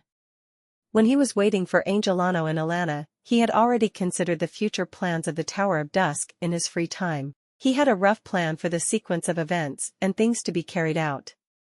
Apart from completing the large order for potions, Lin Li also planned to install the crystal coffin, which was the most important part of his plan. The crystal coffin was the core of the eternal furnace. Although he couldn't take out the eternal furnace from Osric's mausoleum, he still had a semi-finished product that was constructed by Osric earlier. Although it was incomplete, the various designs on this eternal furnace were ingenious, not inferior to the ones in Osric's mausoleum. The only things missing were the weapon part and the crystal coffin, which was the core. When building the Tower of Dusk at the start, Lin Li deliberately left a place for the eternal furnace on the top of the tower, and no one else knew what it was for. When the Tower of Dusk wasn't well known, there were even some who mocked the Tower of Dusk for not having a spire. However, once the eternal furnace was placed on top, no one would dare to mock and laugh at it blatantly, though they might gossip and badmouth it in private. Lin Li proceeded to the top of the tower, and flew into the air while holding 2 rings in his hand. One was Brand of Dusk, which he used to open Osric's mausoleum. Apart from being able to open Osric's mausoleum, the other use of the Brand of Dusk was to control the eternal furnace. Only those who had the Brand of Dusk would be qualified to control the eternal furnace. It was precisely because of Brand of Dusk that Lin Li could enter the Gates of Ashes safely and run into Kanoris, who had been sealed in the hammer. The other ring in Lin Li's hand was the other gain that Lin Li had obtained during the 7 days that he spent in Alana. Of course, it couldn't really be considered a gain, because it was the reward that he deserved for formulating the Void Power Potion at the Pharmacist Guild. However, he hadn't bothered to collect it earlier, because he was trying to decline Balba's solicitation. The ring was the core part of the eternal furnace that was created together with the Brand of Dusk by Osric in the past. It was the core of the eternal furnace, the Shadow of the Darkness. In the Shadow of the Darkness, there was an elemental sealing spell that was a forbidden spell of the High Elves. Once the eternal furnace was activated, a fire element WYRM would explode immediately, burning the people in the eternal furnace into ashes. Lin Li first raised the Brand of Dusk in his hand, and slowly chanted a spell to summon the eternal furnace. As the lengthy high elven spell sounded in the air, a ball of flames gradually appeared in the sky not too far away from Lin Li, and soon became clearer. Next, a palace squeezed out of a corner of the eternal furnace slowly, and a large infernal palace appeared in front of Lin Li. After summoning the eternal furnace, Lin Li immediately changed his tone, and began to chant another magic spell. However, this time, he chanted in human language. He had long prepared a large alchemy array on the platform at the top of the Tower of Dusk. As his spell sounded in the air, a gentle ray of light was emitted, and it gradually became brighter. The entire alchemy array exploded with a ray of dazzling light, making the Tower of Dusk look like it had another large and bright pillar. Lin Li then controlled the infernal palace using his Brand of Dusk, after which he slowly approached the beam of light emitted from the alchemy array at the top of the tower, slowly intercepting the beam of light that hit the sky. When it suppressed the bottom of the palace, it slowly landed again. The large infernal palace quaked a little, and touched the top of the Tower of Dusk before finally fusing with it perfectly after some fine adjustments. At this moment, the effects of the Shadow of the Darkness did not make Lin Li feel uncomfortable even though he used to have to use the salamander leather armor to resist the burning sensation in the past. As the light from the Brand of Dusk flashed in the sky, the crimson door slowly opened, and a red carpet extended from the depths of the palace to Lin Li's feet. Having experience with the Sky Castle and Osric's mausoleum, such a scene was nothing too surprising for Lin Li now. Without even looking at the carpet beneath his feet, he immediately flew into the palace, through the doors. After entering the palace, Lin Li did not stop, and instead headed straight to the core of the eternal furnace, which was also where the central minaret of the eternal furnace in Osric's mausoleum was located. The 2 eternal furnaces were the same, be it in terms of architectural style or various settings. The only difference was that there was no central minaret in this eternal furnace, but only a large alchemy array that was once used for placing the crystal coffin. Upon arriving at the core, Lin Li inserted the Shadow of the Darkness in his hand into the activation node of the huge alchemy array. Now, a red ray of light like hot molten iron was flowing slowly along the magic circuit of the alchemy array, gradually filling up all the magic circuits and fusing them together, after which a massive mana wave spread outwards. The crimson light from the alchemy array covered the entire ground as if it were going to turn the entire area into an ocean of waves. At this moment, Lin Li had flown towards the top of the alchemy array, and retrieved the crystal coffin from the Ring of Endless Storm.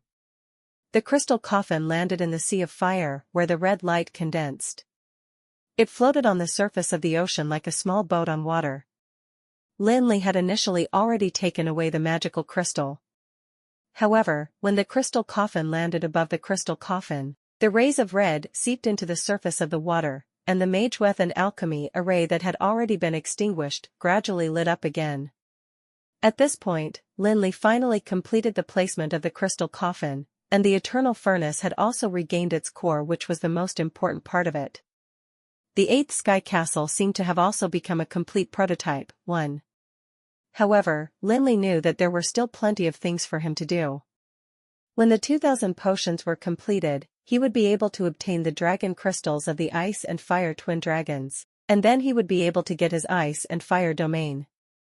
After the domain fused with the throne of darkness and the eternal furnace, there would definitely be an exponential increase in power of the eternal furnace. By then, it would be more than just a prototype, it would be considered a semi-finished 8th sky castle. The abnormalities caused by the installation of the eternal furnace had naturally attracted everyone's attention, especially in Dulin City, which was the nearest to Tower of Dusk. After seeing the fire and the pillar at the back, everyone thought that the Tower of Dusk had been attacked again. When there were news of Lin Li's return, the entire Dulin City flew into a frenzy, and the leaders of all forces rushed to the Tower of Dusk with gifts. However, Lin Li only met Arather of Dulin City, and couldn't be bothered to waste his time seeing the leaders of the other forces at all. After putting the eternal furnace and the crystal coffin in place, the next step of Lin Li's plan was to complete the once-neglected Black Front Fortress. The Black Front Fortress was a camp that was specially designed for Death Knights, and had the ability to turn mana into Death Aura. If a Death Knight was placed in the fortress, it would continuously become physically stronger, and its digestion of soul fire would also be accelerated, though it would not happen overnight. The speed of acceleration would be incredible if it could compress 100 years into a year, but even then, it would still require 3 to 5 years for the fortress to be completed. The most important thing was that Lin Li wouldn't take the Death Knights around to carry out a massacre, hence, there was no way they could get more soul fire. The legendary Retribution Knight Rodhard only managed to become a Retribution Knight because he had obtained the broken arm of the Immortal King. Later on, he even slaughtered nearly a third of the population of the Breezy Plains in order to improve his own strength and that of his Death Knights. Although Lin Li admitted that he was not a kind-hearted saint, he wouldn't go to the extent of doing something so extreme and perverted. Besides, if he were to really do it, he would probably be killed by a powerhouse of the Sanctuary Realm before he even got to nurture a Retribution Knight. It was no big deal to kill undead creatures, but Lin Li was too busy to conduct an undead creature massacre together with the Death Knights. If he were to let the Death Knights go alone, he would be worried about there being an undead lord. After all, there were only 18 Death Knights. If there were 180 of them, they wouldn't have to be worried about an undead lord. Hence, after returning from the Scar of Death, the 18 Death Knights that Lin Li had subdued were all rather idle until they got summoned all at once by the summoning scroll when Lin Li encountered the Zago demons in the abyss. However, in the fierce battle with the Zago demons, Lin Li managed to gain a blessing in disguise even though he had lost 6 Death Knights. The remaining 12 devoured a lot of the Zago demons' soul fire. There was a significant increase in their power, and one of the Death Knights, who had devoured the soul fire of a scourged Ankylodon, even became an actual Retribution Knight. According to a legend, when a Retribution Knight appeared in Amril, all Death Knights would gather around the Retribution Knight and become his most loyal warriors. Although Lin Li's Retribution Knight had already seen Lin Li as his leader, he was also a real Retribution Knight, after all. If the legend was true, there might appear a legion of Death Knights. Hence, at this time, Lin Li added the construction of the Black Front Fortress back into his plan again, and he also planned to place the completed Black Front Fortress in the Eternal Furnace. However, before starting to build the Black Front Fortress, Lin Li still had one more thing to do, which required Angelano's and Kanora's help. That was to use the crystal coffin to turn the 12 Death Knights under his control into those that could manipulate divine power, just like the ones they'd met in Osric's mausoleum. The biggest nemesis of undead creatures was divine power. Although Death Knight was a different type of undead creature, it was still one of them, after all. Hence, if Lin Li could fix that weakness, there would be a huge increase in the strength of the Death Knights. A level 19 Death Knight that could manipulate divine power was probably not too inferior to the traditional Retribution Knight. Lin Li even had a fantasy about the Retribution Knight summoning a group of Death Knights and turning them into Sanctuary Death Knights. He would then lead the 12 of them who each had their own Sanctuary Death Knight Legion. That would be impressive. After Lin Li helped Angelano get the opportunity to read Osric's journal, the simple-minded goblin firmly believed that Lin Li would abide by the agreement, find a way to release the Fire Demon King from Balak's magical crystal, and hand the crystal to him. Hence, when Lin Li asked Angelano for help, he immediately agreed without hesitation. He didn't ask for anything in return either. Canoris, who now had a body, wouldn't turn down his master's request for something that would not endanger his life, because he had signed a servant contract with Lin Li. Besides, he was rather interested in operating Osric's works, so he temporarily paused the fusion of his soul and body, and began to study the operation method of the crystal coffin together with Angelano. After tasking Angelano and Canoris with the creation of the Sanctuary Death Knights, Lin Li began to prepare for the construction of the Black Front Fortress. With his current abilities, the construction of the fortress wouldn't be complicated, mainly because of the transformation and application of death energy. Actually, the Black Front Fortress and the Psychic Array shared many similarities. The construction materials, magewefts, and psychic arrays were all elements to be considered, but those were not issues for Lin Li. In an open space in the Eternal Furnace, dismantled Titan skeletons were classified into different categories. That was the place where Lin Li decided to build the Black Front Fortress.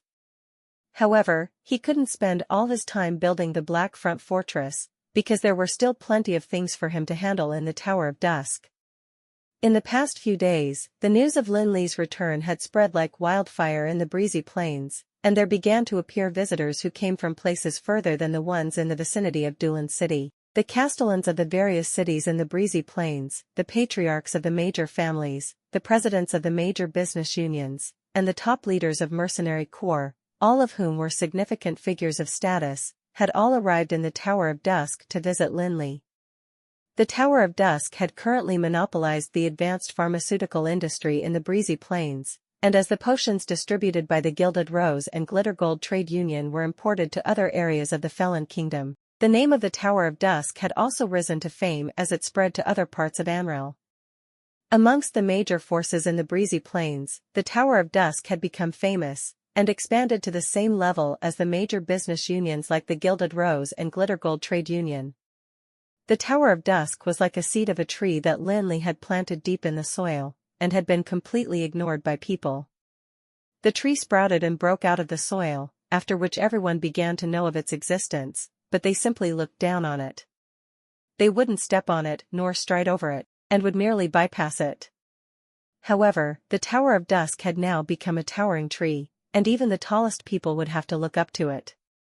Hence, the simple event of Lin Li returning from a trip became an opportunity not to be missed to express their friendliness towards the Tower of Dusk in the eyes of everyone. Lin Li was not an arrogant person either. Since those people respected him, he wouldn't give them a bad attitude. Hence, while Lin Li was busy constructing the Black Front Fortress, he also continued to receive his visitors, whom he spoke to about his experience in Osric's mausoleum. Having repeated it over and over again, he began to feel nauseous at the mere thought of it. The visitors could not verify if Lin Li's alleged experiences in Osric's mausoleum were true or not, but those who visited would first see the large infernal palace at the top of the Tower of Dusk. They might not know what the eternal furnace and the palace were made of, or what their uses were, but the magical waves of the immense burning flames were so massive that they all felt stunned.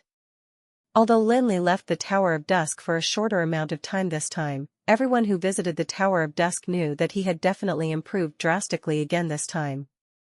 Despite having continuously entertained his guests, Lin Li did not delay his own matters. After all, a good relationship could never be as reliable as having wonderful strength and abilities. After more than 10 days of intermittent construction, the Black Front Fortress that was on top of the Eternal Furnace was finally completed with Lin Li's efforts. The entire Black Front Fortress looked just like a huge octagonal skeleton square, on which there was plenty of undead aura coming from the numerous undead arrays. In the center of the black front fortress, there was a titan skeleton resting his hands on his pelvis, and it was just like a shrine. In the 8 corners of the square, there were 8 curved pillars that were made of the 8 longest ribs of the titan skeleton. They looked just like blades that could slay the sky. At the same time, they were also covered with powerful death mage wefts. 1. IARC, all sky castles had been built by a mortal king, and only this one was built by Osric, who tried to copy them, hence prototype. The spine of the titan was cut vertically into 2 halves, surrounding the skeleton square and becoming the walls of the black front fortress. The titan's huge skull was supported by 2 shorter ribs, with its jaw embedded in the ground of the skeleton square, looking like it was roaring. It was the entrance and exit of the fortress. Shortly after Lin Li completed the Black Front Fortress, Angelano and Canoris also completed the transformation of the Death Knights. 12 black-armored Death Knights that were shrouded in immense death aura had already become silver-armored knights that were emitting pure holy aura. However, the 12 Death Knights did not become the first residents of the Black Front Fortress. Instead, Lin Li sent them to the Scar of Death in the Blackstone Mountains, and ordered them to kill as many undead creatures as they could and devour more soul fire while waiting for the Retribution Knight to summon the other Death Knights. Although the Black Front Fortress was built for the Death Knights, the Lich Ujfalusi, his humorous Wyrm, the vampire Norfeller, and Lin Li's Crimson Dragon were the first ones to live in it. For the undead creatures, the enhancement effect of the Black Front Fortress was not inferior to the psychic arrays, except the Sky Castle of course. After adding the crystal coffin, the eternal furnace took shape, and although it could not be considered complete, it only lacked some details. Lin Li could gradually improve it with his own strength. The Titan skeleton was used to build the Black Front Fortress, which also gave Lin Li and his Death Knights a place to advance rapidly and safely. On the other hand, the 12 Death Knights that were transformed into Divine Death Knights using the crystal coffin had their strength more than doubled. The gains that Lin Li had risked his life to obtain had all become a great help to him and the Tower of Dusk. The only thing that made Lin Li feel regretful and helpless was that the Stars of Fury, which he'd once thought was with Osric, was still missing. He had no idea what Osric had done before entering the crystal coffin alone, for there were no clues in the memory of the perfect body. Lin Li had no idea if the memories had been sealed or Canoris fusion was still insufficient. However, despite the regret, Lin Li did not mull over it excessively. After he completed the Black Front Fortress, he focused most of his energy on studying the debris of the stars' nothingness, and got some enlightenment about the nomological power of spacetime. After all, even if he had obtained the Stars of Fury, there was no way for him to exert all of his level 24 power, and his understanding of the power in the debris of the stars was the most important. It was not just a hunch that Lin Li had. Instead, he was confident that after he obtained the 7 pieces of the debris of the stars, he would be stepping into the sanctuary realm. He already had 5 pieces of the debris of the stars at the moment, namely Holy Light, Gloomy Dark, Rebirth, Thunderbolt, and Nothingness. Every piece of the debris of the stars contained nomological power that was equivalent to extremely great wealth. As for Polar Snow and Raging Flames, they became easily attainable because of the large order from the Felon Kingdom. In Amril today, even 2,000 master-level potions would only be considered advanced potions to Lin Li's Tower of Dusk. Although it was impossible to stop all other pharmacy business and put in all their efforts and energy into preparing the 2,000 potions, the pharmacists of the Tower of Dusk were fortunately capable of formulating potions of a certain level on their own. Since it was a task where contribution points were awarded, the mages who had knowledge of potions were also willing to spend their spare time on this task. Hence, it was only a matter of time before the potions were completed. After exploring the Sky Castle and Osric's mausoleum, Lin Li had ample time on his hands. Apart from waiting for the dragon crystals of the Ice and Fire Twin Dragons and going to the underground palace of the Dragon Mountain, there was nothing else on his agenda. Hence, in addition to reading the Book of Eternity and studying the debris of the stars, Lin Li used the rest of his time to study other things, such as the viper's poison that had been troubling the Brilliance Shrine for numerous years. When Lin Li was appointed as the president of the Breezy Plains Guild of Magic, he received a hefty gift from the Brilliant Shrine, and that was the magic summoning lamp, in which the Lord of Nightmares was sealed. The lamp was of great help to Lin Li later on, and it helped him obtain the humorous Wyrm, defeat the elven mage Vidas, and overcome various ordeals. Hence, Lin Li could never forget the agreement he had with the Brilliant Shrine. When making that agreement, there was no problem with Lin Li's level of pharmacy. However, the viper's poison was highly toxic, after all, and could not be dispelled with just a potion. There were other issues that needed to be specifically considered. Therefore, Lin Li was not entirely confident at that time, and it was impossible for the Brilliant Shrine to allow their pope to be the subject of Lin Li's experiments. Fortunately, the elves and the Moonsaber Panther in the Haiga mountain range gave Lin Li a chance to verify his theory, even though they were only poisoned by a descendant of the viper. Lin Li was now 90% confident in curing the viper's poison in the pope's body. With time and confidence, Lin Li decided to put this matter on the agenda. The biggest characteristics of viper's poison were its ability to stay concealed and its rapid devouring of vitality. If Lin Li hadn't cured the elves in time, they would have had their vitality depleted within a few days. Even the holy beast of the elves, the Moonsaber Panther, could not resist the invasion of viper's poison, even though it had a long life and the viper that bit it was only a descendant of the real viper. Back when he was giving the elves the antidote, the main problem was actually the concealment of highly toxic substances, and the actual detoxification was rather easy. However, the Pope of the Brilliant Shrine was infected with the real viper's poison, hence, Lin Li couldn't use the same low-level potion that he gave to the elves back then. At the same time, in order to attract the actual viper's poison, the vitality stimulants that Lin Li had were not enough, hence, he had to concoct a potion that would greatly enhance vitality. In order to ensure it was foolproof, Lin Li chose to use a guru-level potion, Gift of the Earth Goddess, which would allow an ordinary person to live for 1,000 years. The massive vitality would also attract the viper's poison, for sure. Thanks to the studying he had done during this period of time, Lin Li had an understanding of the nomological power of the debris of the stars, rebirth. Otherwise, even if he was already a pharmaceutics guru, he would still have a hard time formulating the Gift of the Earth Goddess potion. Even now, formulating the Gift of the Earth Goddess was still a big challenge for Lin Li. He spent 10 days preparing, processing, and extracting the essence of various precious medicinal materials, and then spent 3 more days to analyze the steps he took to prepare. After all, it was a master-level potion, and every medicinal herb used was extremely precious. Every failed attempt would bring losses, and some of the herbs could not be replenished within a short period of time at all. Most of the pharmacists led by Wilkinson had reached the master level, which could be considered the pinnacle of pharmaceutics in Amril.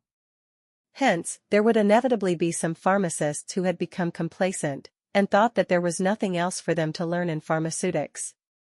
However, the preparation of the Gift of the Earth Goddess made all of them realize that a master of pharmaceutics was merely the beginning of becoming a good pharmacist. The medicinal principles and techniques involved in the preparation made those who were proud, conceited, and satisfied with what they had learned feel ashamed. After formulating the potion, Lin Li answered the endless questions posed by the pharmacists while considering when to go to the Brilliant Shrine to fulfill the agreement. After all, the Brilliant Shrine was located in the Leaden Kingdom, which was still quite far away from the Tower of Dusk, and curing Pope Rosario was far beyond just giving him the potion. Lin Li still had to consider his condition, hence, Lin Li had no idea how much time he would need to spend in the Brilliant Shrine. It might be more than 10 days, or a month or 2. However, what Lin Li did not expect was that the people from the Brilliant Shrine had already come knocking on his door before he finished planning his visit. The visitor was none other than Bishop Martin, whom Lin Li had met before during his inauguration ceremony. However, at that time Enlos and Martin hurriedly returned to the Brilliant Shrine halfway through the ceremony for some reason, and thus Lin Li didn't get to speak to him much. This time, Bishop Martin came alone, and looked like a servant who had rushed there straight from the Brilliant Shrine.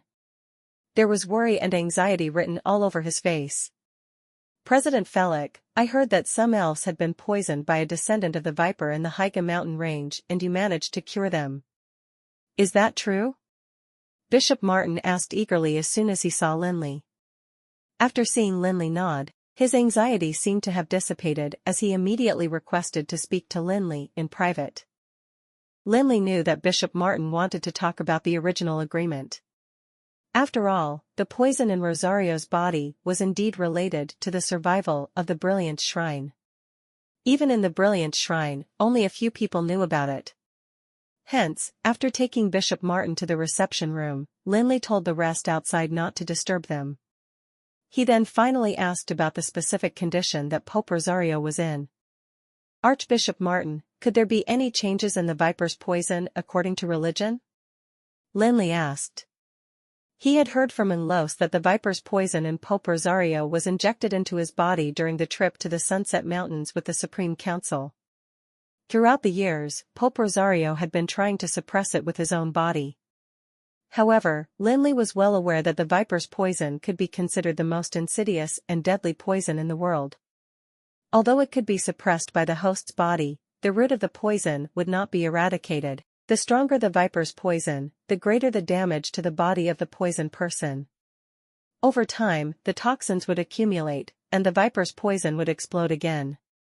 By then, even a real deity would not be able to save the person. However, Archbishop Martin shook his head anxiously, and said, His Holiness Rosario did suffer a relapse a while ago, and although it has already been suppressed, His Holiness has a hunch that he may not be able to make it through the next relapse. In fact, several archbishops who knew about this matter already felt rather hopeless. Even Los, who had been feeling hopeful about Lin Li's pharmaceutical skills, didn't think that Lin Li could reach the guru level and have the ability to resolve the viper's poison.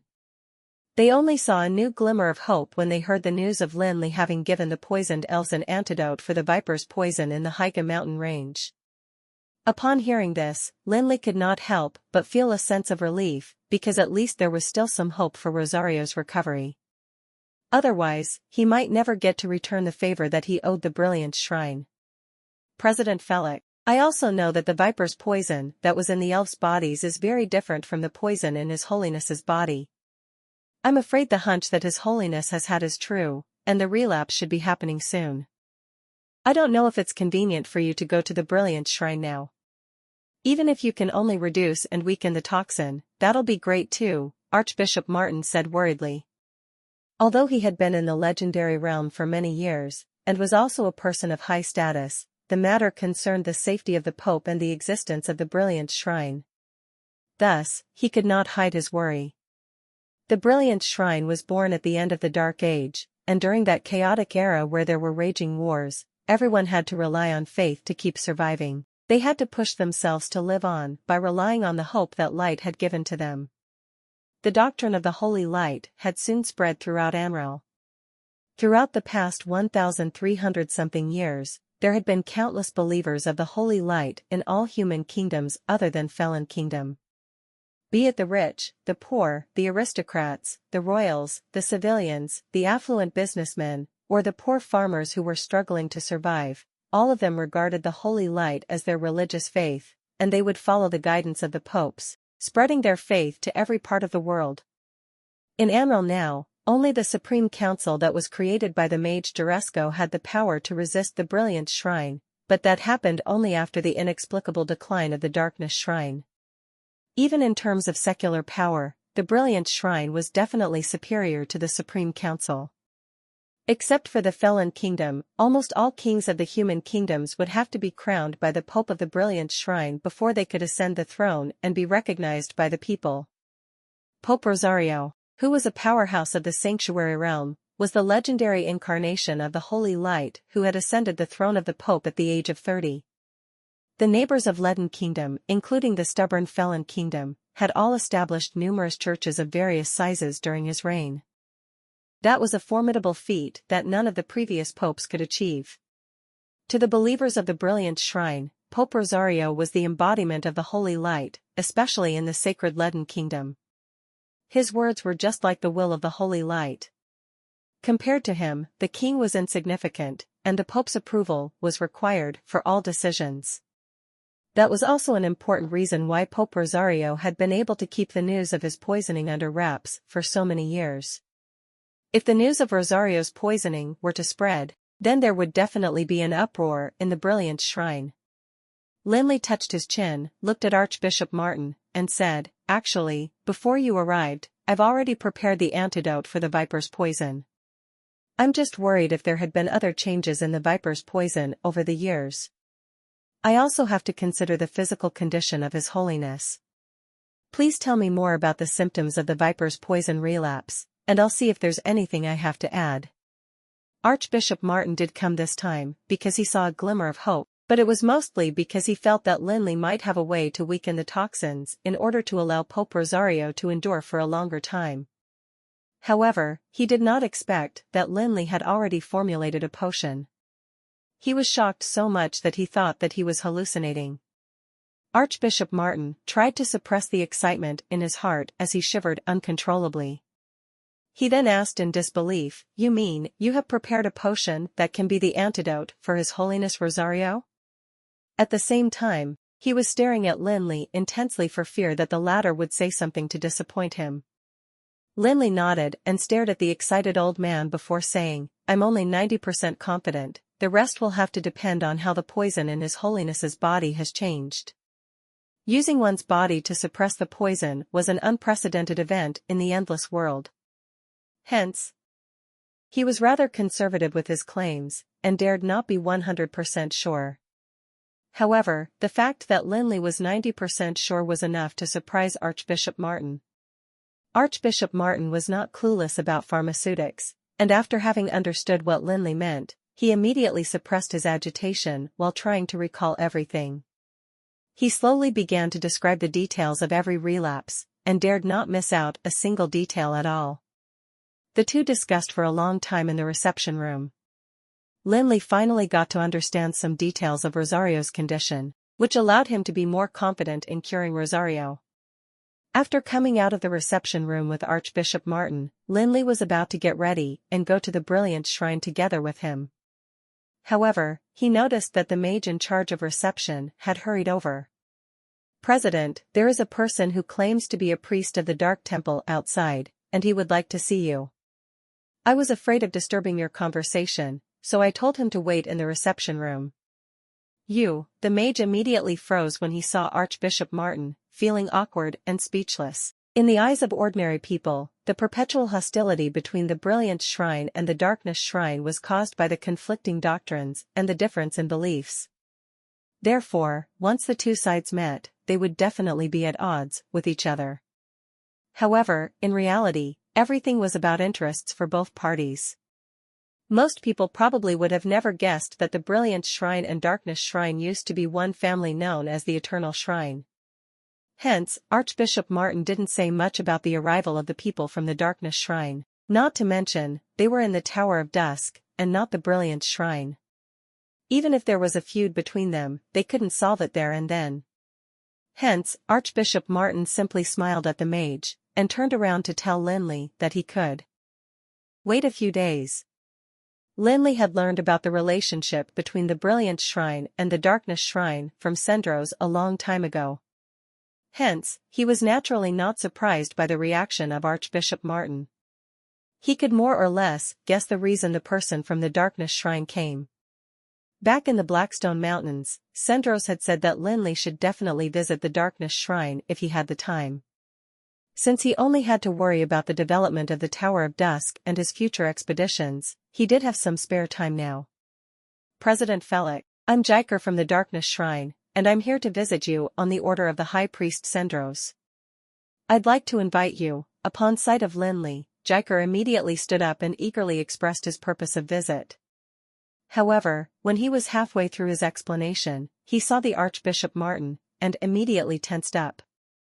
Jiker still had no idea of the real relationship between the Darkness Shrine and the Brilliant Shrine. He only knew that the two parties would definitely get into a fight whenever they met. However, Jiker could tell from the emblem on Martin's robe that he was an archbishop. One was a priest, while the other was an archbishop. There was a huge difference in identity, status, and strength. In the institutional hierarchy of the Brilliant Shrine, Pope Rosario was at the top, and below him were 4 archbishops, including Inglos and Martin. The Judge of Heresy and the Holy Paladins were the 2 most powerful forces that answered solely to Pope Rosario. They were not inferior to the archbishops in terms of status, and below them were cardinals responsible for the churches. They were just like governors of provinces. Under the cardinals were the bishops, who were in charge of all churches and presided over all the affairs of the church.